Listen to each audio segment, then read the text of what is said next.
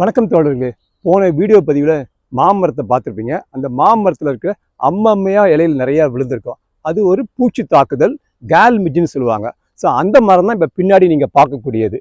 அந்த மழை காலத்துக்கு முன்னாடி என்ன பண்ணேன், நான் அந்த மாமரத்துக்கு ஃபுல்லாக பூச்சி மருந்து அடித்தேன். நான் யூஸ் பண்ண பூச்சி மருந்து வந்து ரோகர். அது தெளிஞ்சவொன்னே பார்த்தீங்கன்னா அந்த இலையில் இருக்க கேல் மிஜ்ஜஸ் எல்லாம் கம்ப்ளீட்டாக அந்த பூச்சி சேர்த்து நல்ல புது ஃப்ளஷ் வந்திருக்கு. அந்த புது ஃப்ளஷ்ல இருந்தால் நிறைய பூக்கள் வந்தது. இந்த பூக்களில் நீங்கள் பார்க்கக்கூடிய ஒரு சில மாங்காய். அந்த மாமரம் நட்டு கிட்டத்தட்ட 7 வருஷம் ஆச்சு. அந்த 7 வருஷத்துல நான் வந்து 25 மாமரங்கள் வந்து பல்வேறு ரகங்களை வச்சுருந்தேன். ஒரு 3 வருஷத்துக்கு முன்னாடி சரியான மழை இல்லாதனால பெரும்பாலும் மாமரங்கள் பட்டு போச்சு. அதில் ஒரு 5-6 மாமரம் தான் இருக்குது. அதுதான் இப்போ காய்ச்சிட்டு இருக்கு.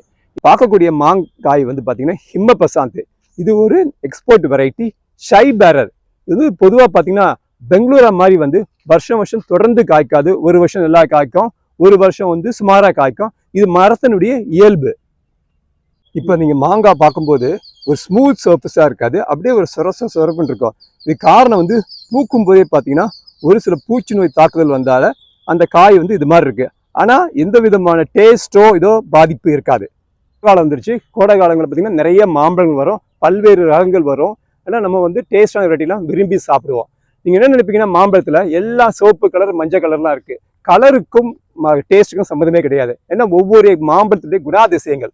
சில மாம்பழங்கள் வந்து ஃப்ளஷ் வந்து நல்ல எல்லோ கலரில் இருக்கும், சில மாம்பழத்தில் ஃப்ளஷ் வந்து லைட் எல்லோவாக இருக்கும். ஹிமபசாந்த் வெரைட்டி வந்து டார்க் எல்லோவாக இருக்காது, லைட் எல்லோவாக தான் இருக்கும். ஆனால் டேஸ்ட் வந்து ரொம்ப ஸ்வீட்டாக இருக்கும். அதான் இந்த மாம்பழத்தினுடைய சிறப்பு தன்மை. ஹிமபசாந்த் மாம்பழம் வந்து கொஞ்சம் நல்லா விளைஞ்சிருக்கு. எப்படி கண்டுபிடிப்பீங்கன்னு பார்த்தீங்கன்னா மேலே இருக்க ஷோல்டர் தான் நல்லா எக்ஸ்பேண்ட் ஆகி போல்டாக இருக்கணும். மாம்பழமுடைய ஷோல்டர் நல்ல விளைஞ்ச பழத்து பார்த்தீங்கன்னா அந்த ஷோல்டர் வந்து ப்ராடாக இருக்கும். ஸோ அப்போ தான் நம்ம ஹார்வெஸ்ட் பண்ண தொடங்கணும். இதில் வந்து நேச்சுரல் ரைப்பனிங்காக இருக்குது, ஆர்டிஃபிஷியல் ரைப்பனிங்காக இருக்குது. நம்ம வீட்டில் வளர்க்கக்கூடிய மாம்பழங்கள் வந்து நேச்சுரல் ரைப் பண்ண வைக்கலாம். பொதுவாக நீங்கள் மாம்பழம் வாங்கும்போது நல்ல மஞ்சள் கலர் மாம்பழமாக பார்த்து வாங்கக்கூடாது. சம்டைம்ஸ் அது கெமிக்கல் போட்டு ஆர்டிஃபிஷியலாக பழுக்க வச்சுருப்பாங்க. பச்சையாக இருக்கும்போது வாங்கி வச்சிங்கன்னா ஓரளவுக்கு வீட்டில் பழுக்க வச்சு அந்த மாம்பழத்தை நம்ம சாப்பிடலாம். இல்லை சொன்ன மாதிரி பார்த்தீங்கன்னா இந்த ஹார்வெஸ்ட் ஆன மாம்பழம் வந்து நல்ல மெச்சூராக இருக்குது, ஷோல்டர் ப்ராடாக இருக்குது. இதை நான் ஹார்வெஸ்ட் பண்ண போகிறேன். ஹார்வெஸ்ட் பண்ணும்போது மிக கேர்ஃபுல்லாக இருக்கணும். மாம்பழத்தை ஹார்வெஸ்ட் பண்ணும்போது இங்கே கேர்ஃபுல்லாக இருக்கணும். சம்டைம் இந்த பால் வந்து முகத்தில் பற்றக்கூடாது. பட்டுடுச்சுன்னா புண்ணு கூட வந்துடலாம். பார்த்தீங்கன்னா அந்த பால் வெளியே வரும்போது நமக்கு கவனமாக இருக்கணும். நல்ல பேர்